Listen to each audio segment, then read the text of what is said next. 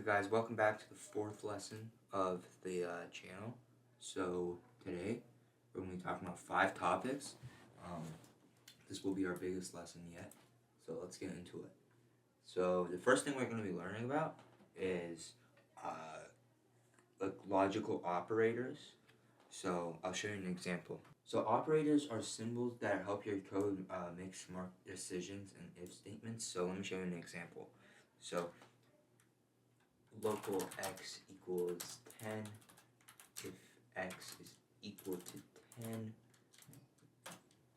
then print hi.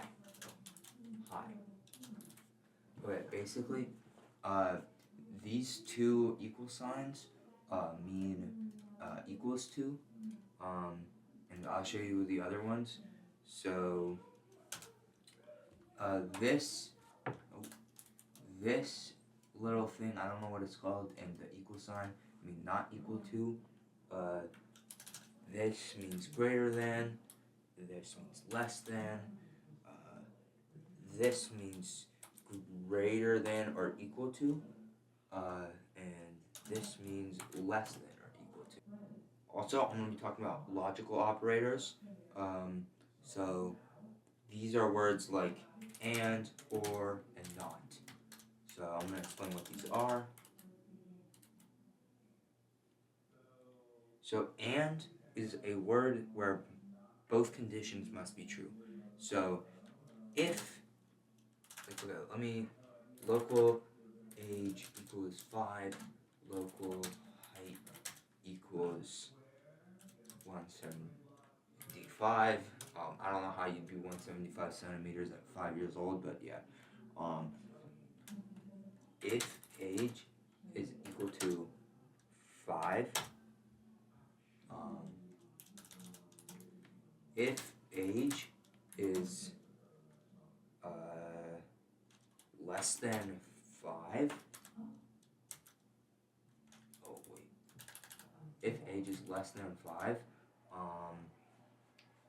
and height is equal to 175, then print hi.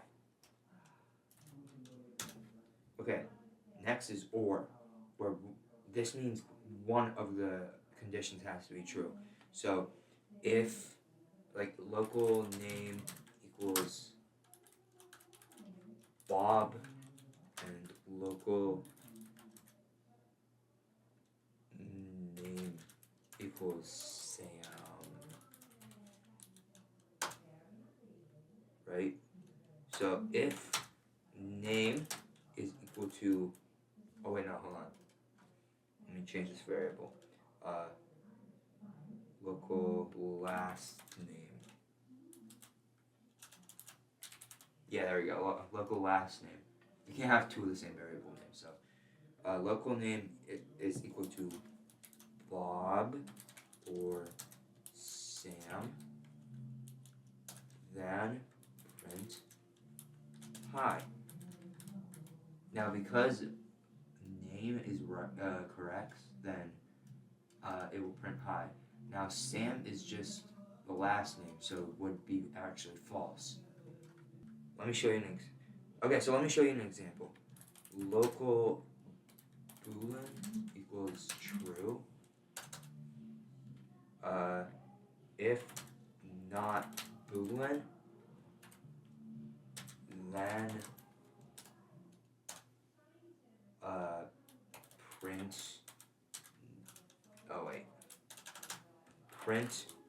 no.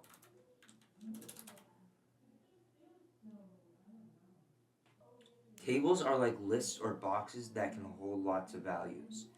Let me give you an example. Local fruits equals, let's do that. Okay. Apple, orange, and what's another fruit? Kiwi. I don't know why that was the first one. Okay. And then print fruits. 2. So what's going on in this code is we're making the table, which is known as fruits, and these are the options: apple, orange, and kiwi. And we're telling it to print the table, but only print the second word. So it should say orange.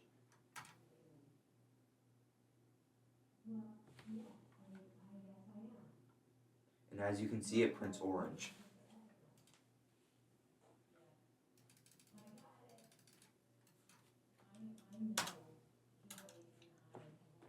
Next, we're going to be talking about another form of tables, which is a table with keys. So, local player equals, let's say, name equals Bob, health, oh my god, I cannot spell, bro. Health equals 100,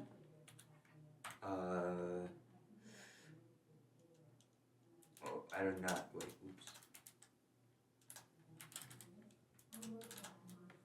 Health equals 100, and awesomeness equals 100. Well, that is not a word, but it's whatever. Print player name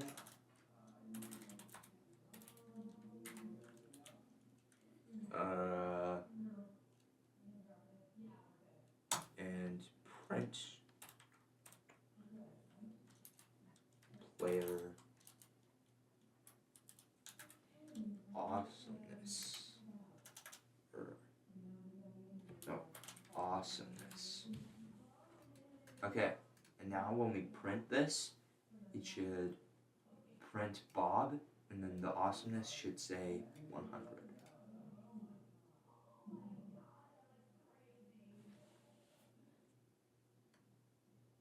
Oh my god. Oh, I'm an idiot.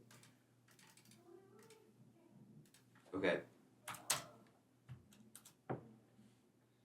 Okay, so don't forget, at the end of every line, you have to include a comma, except for the last one.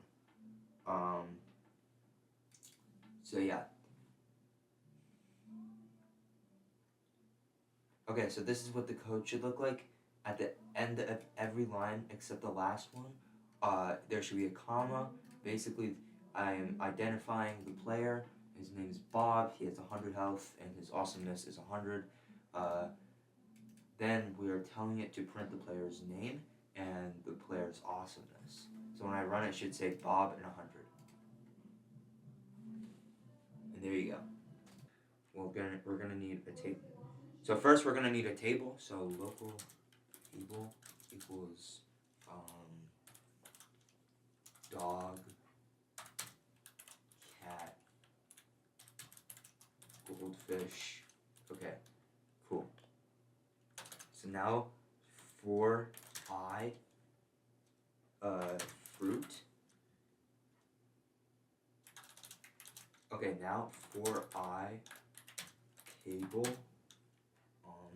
in I pairs, table do. Okay, and now we're gonna do print table. Now we're going to be looking more in depth into strings. Now we've already worked with strings in the past, but we're going to look at it. But now we're going to look at them from a more advanced perspective. So I've already taught you guys how to combine text, which is with 2 dots. So like local name equals Bob, and then print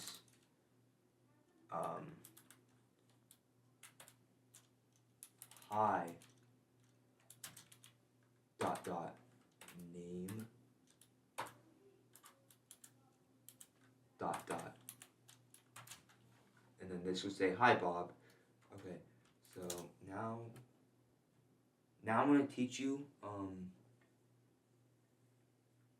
I'm gonna teach you about string length. So let's say local message equals hi. Now we're gonna say print the characters in the message, so print hashtag message, and it will say 2. So let's run it. And as you can see, it prints out 2, because there's 2 characters in hi.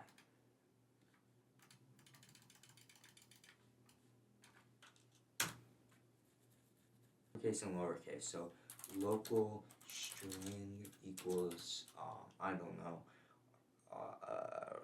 Roblox, print, string dot, upper, okay, string, and now we're gonna do print, and well, actually we're gonna just copy and paste it. And now we're gonna copy and paste it. Instead, we're gonna change this to lower. And basically, what's going on in this code is we're identifying the string variable. It is equal to the string Roblox, and then it's gonna print it in caps lock, like fully uppercase, and then it's gonna print it in absolute lowercase. So actually, let me throw in some caps, like over here, so that you guys can see what it will do. So it's Roblox spelled out like this, so you can see the impact that it makes. And as you can see, it spells it out in capital. And okay, now we're going to be talking about math functions. So let's go back to our script. And okay, so Lua has math tools that will help us with numbers. I'm going to show you 4 of them. So we have print math.random 1 through 10, and yeah, so basically what this will do is it will print out a number randomly from 1 to 10.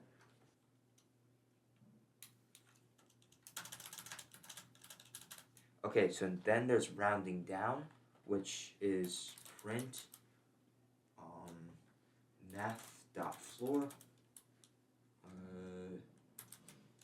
4.7. Oh, I said 5. 4.7. And basically this will round down your number to 4. So now there's rounding up, which is just print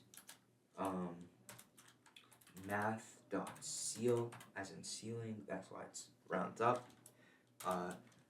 4.1, and this rounds your number up. And then there's finding the biggest number, so print math.max, and then let's say 0 to 100. Okay, so basically, you can actually use these mathematical functions in your games for things like coin drops, enemy speed, or like spawn points. You can use these for like anything, and these are often used when making logic because coding often requires a lot of math. So let's run it. And as you can see, all our numbers that we printed, selecting a random number 1 through 10, rounding down, rounding up, and then finding the biggest number, it's all there.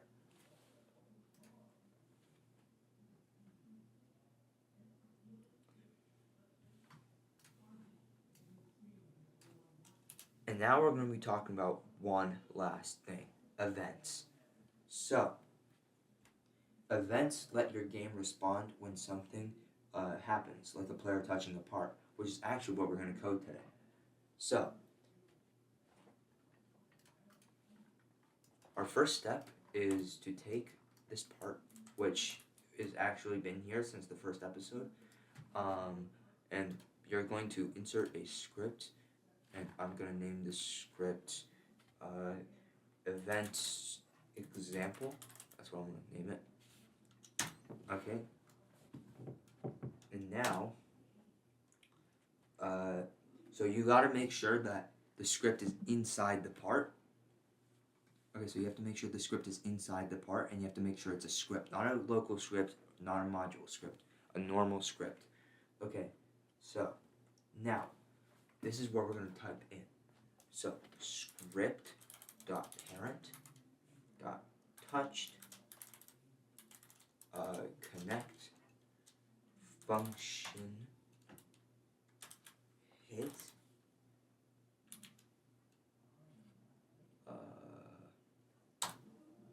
okay, and then we do this.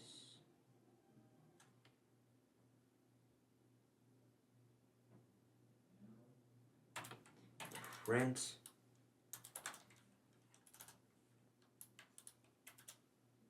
someone touched the part.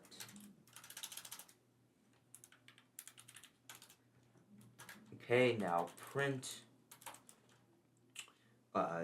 join the Discord server.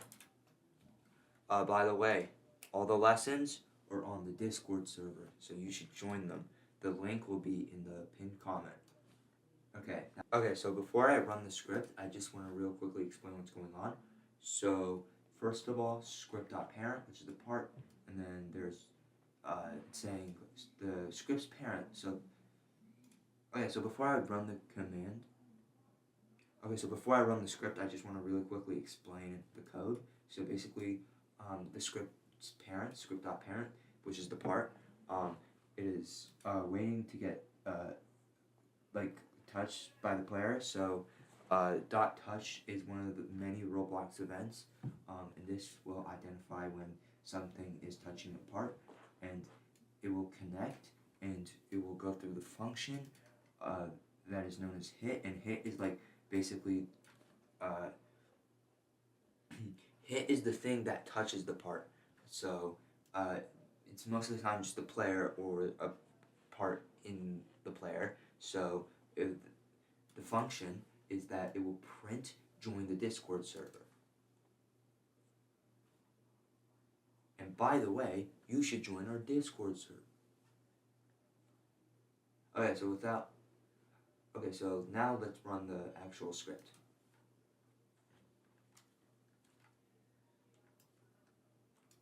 Holy moly, bro, I'm playing on a potato. Okay. And as you can see, when we touch the part, it says join the Discord server. And we can make it so that it doesn't just print out something. We can also make it do anything. Give us admin, and we can make it so that this doesn't just, print out a string. It can also do things like killing your player, which is actually how this script is actually how obbies make their thing, except on this line they just anyways guys that's it for today's video. I gotta get next to the part. Anyways guys, that's it for today's video. Thank you guys so much for tuning in, and until next time, bye.